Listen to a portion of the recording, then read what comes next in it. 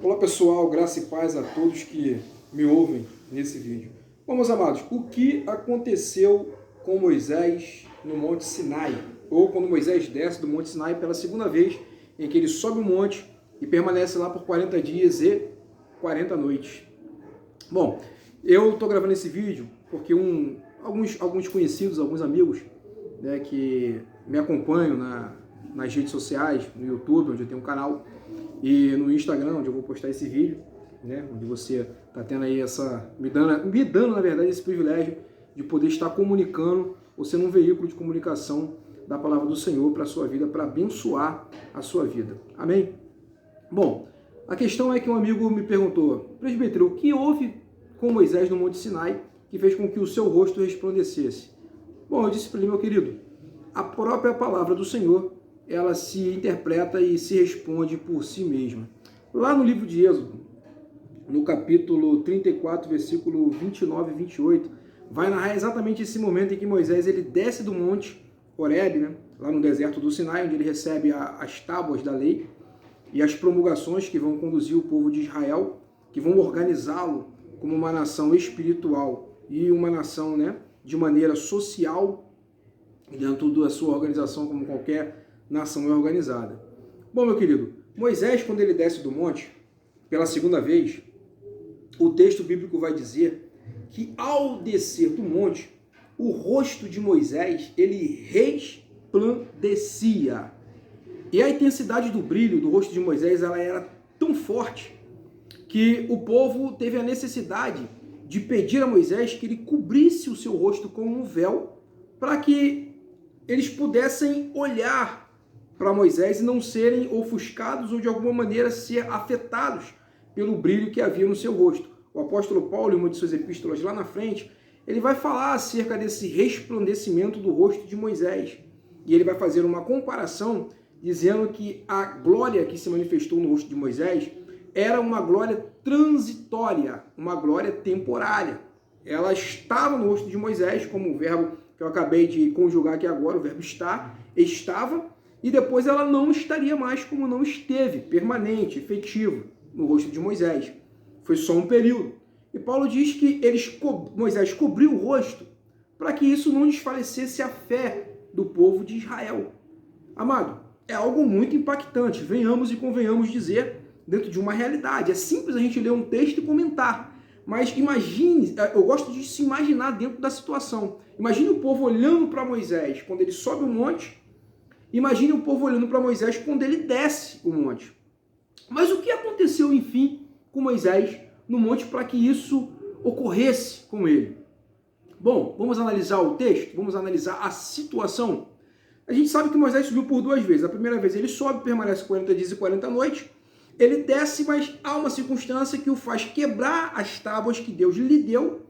E a circunstância é exatamente aquela em que o povo havia construído um bezerro de ouro, com todos os utensílios que eles trouxeram da terra do Egito, liderado ali por Arão. Claro que Arão ele sofre uma pressão do povo para que isso aconteça, não justifica a ação, mas Arão assim o faz. Deus revela isso para Moisés dentro da nuvem de glória em cima do monte. O povo estava num limite demarcado pelo próprio Deus, depois de jejuar 3 dias e 3 noites. Se santificar. Correto, meu querido? E aí, quando Moisés ele desce e se separa com aquela situação, seu coração é tomado por uma ira. Até porque Deus já havia manifestado para Moisés a sua insatisfação com a reação do povo. Que lá embaixo, passados-se vários dias, observe, 40 dias, o povo começa a pensar que Moisés ou esqueceu da sua responsabilidade embaixo, ou Moisés havia sido fulminado pelo próprio Deus. Parece, irmão, é a realidade, o texto bíblico mostra isso, o povo comenta. Será que ele não morreu? Alguma coisa aconteceu com ele porque ele não voltou. Olha, o tempo lá fora passou. É aqui que eu quero começar a chamar a tua atenção. Dentro da nuvem de glória onde Moisés estava, a leitura que se faz é que Moisés ele não tem percepção do tempo. Moisés ele não tem a percepção do que está acontecendo lá fora, e isso é muito real. Tanto é que ele não tem percepção que quem vai revelar para ele o que está acontecendo é o próprio Deus. Lá fora, 40 dias se passaram e 40 noites. Mas dentro da nuvem, para Moisés, o tempo parou. Que isso, presbítero? O tempo parou? Sim, meu querido. O tempo para Moisés, ele pode não ter parado literalmente de tudo, mas ele desacelerou numa proporção que Moisés não tem percepção de que dias e noites se passavam lá fora. Para ele, o tempo que ele está dentro da nuvem é um único momento. Daí o sentido dele suportar passar 40 dias e 40 noites sem comer e sem beber e não acontecer nada com o seu condicionamento físico. Humanamente falando, Moisés teria morrido. Você vai dizer, mas presbítero, Jesus passou 40 dias e 40 noites no deserto e depois foi tentado por Satanás. Sim, mas nós estamos falando da pessoa de Jesus. Lembra-se, o salário do pecado é a morte. Em Cristo não há pecado. Logo, a morte não tem autoridade sobre ele, nem espiritual, nem fisicamente.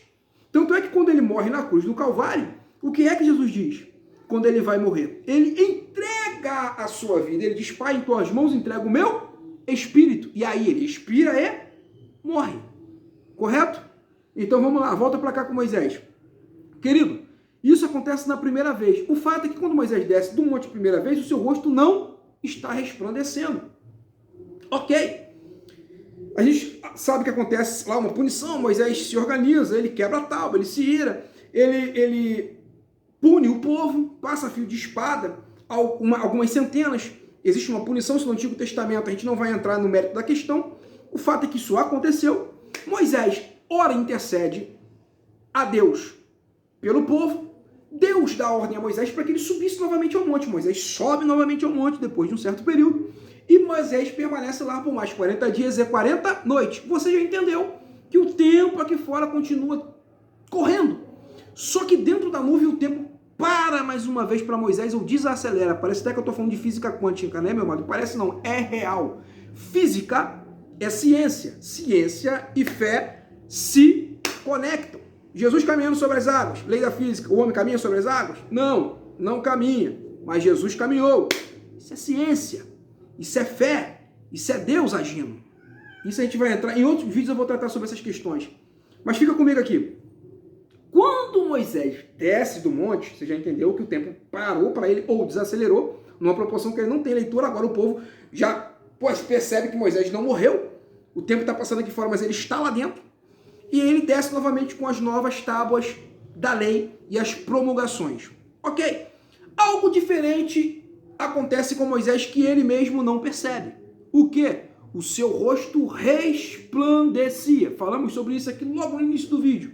Agora, direto ao ponto, já demos vários arrodeios, algumas explicações para que você pudesse entender aonde nós queríamos chegar. Bom, o que foi que fez o rosto de Moisés resplandecer? Você vai dizer, a nuvem de glória. Será? Foi porque Moisés viu Deus? Jesus lá na frente disse que nenhum homem jamais viu Deus, senão aquele que de lá desceu, falando acerca de si mesmo. Moisés não viu Deus. Adão via Deus. Negativo. Adão ouvia Deus. Tem um vídeo meu lá no meu canal no YouTube que fala sobre isso. Porque Deus descia no Éden. Canal Decifrando a Mensagem Bíblica. Fiz o meu comercial. Tá ok? Vamos lá, continuando aqui. Presbítero, então, resumidamente, fala logo que seja bem objetivo o que é que fez com que o rosto de Moisés resplandecesse. Ouvir a voz de Deus. Tá lá. Êxodo capítulo 34, versículo 29 e 30. Dê uma lida na sua Bíblia e você vai ver que o que fez com que o rosto de Moisés resplandecesse foi ele ter ouvido o Senhor falar com ele. Ou seja, a palavra fez com que o rosto de Moisés resplandecesse. Por que é que o rosto de Moisés na primeira vez não resplandeceu, presbítero? Fala comigo. Porque Moisés permitiu que as circunstâncias que o cercavam tomassem o seu coração em uma ira. E ele quebra a tábua da aliança. Isso simbolicamente representa uma quebra de aliança. Ou seja, Moisés deixa que as circunstâncias externas à nuvem tomem espaço no seu interior, na sua mente, a ponto dele quebrar a tábua da aliança. Meu querido, é isso aí. Na segunda vez, embora Moisés não se depare com a circunstância semelhante ou igual, Moisés ele desce do monte. E a gente vai perceber que ao longo da trajetória que Moisés vai conduzir o povo pelo deserto, que não é há pouco tempo, por causa da rebeldia do povo, por não acreditar que poderia vencer todos os povos que estavam dentro da terra de Canaã, os 40 dias que eles caminharam no deserto se transformaram em 40 anos. A gente sabe da história, né? A gente não vai entrar no mérito aqui. O fato é que em meio a todo esse período, Moisés enfrentou por diversas rebeliões do povo. E nenhuma dessas rebeliões fez com que Moisés quebrasse novamente a aliança, porque ele entendeu a lição lá quando ele desce do monte pela primeira vez. Ele entende isso. Querido, resumidamente falando, o que transformou o rosto de Moisés, o que fez com que o rosto de Moisés brilhasse e resplandecesse foi a palavra. A nuvem de glória preservou Moisés do tempo, das circunstâncias externas. A nuvem de glória aqui, ela representa, na verdade, os momentos, os períodos em que nós estamos na presença de Deus, recebendo as orientações que vêm da parte do Senhor. O que é isso, presbítero? Culto é uma coisa diária, uma coisa que faz parte da minha vida, desde o momento que eu acordo ao momento que eu durmo. Está lá em Romanos capítulo 12, quando Paulo diz que culto está relacionado à minha vida diária. Eu sei disso. Graças a Deus que você também entende isso, meu querido, mas a gente não vive 24 horas conectado com Deus, ligados com Deus, na linguagem boa, linguagem pentecostal. E isso é fato. Nós nos desconectamos. Por quê? Porque nós temos uma vida humana, uma vida social, uma vida onde nós usamos os sentidos do corpo. E não estamos totalmente conectados dentro de uma esfera espiritual. No momento em que Moisés esteve no Monte Sinai, ou lá no Horebe, no Monte de Deus, Moisés esteve ali em um período totalmente ligado no espiritual com Deus. Entenda isso. Então, quando nós nos desconectamos, é como se nós saímos desse momento de preservação momentaneamente. Temos essa impressão que estamos desconectados, mas não estamos porque o Espírito habita em nós. Isso é fato também.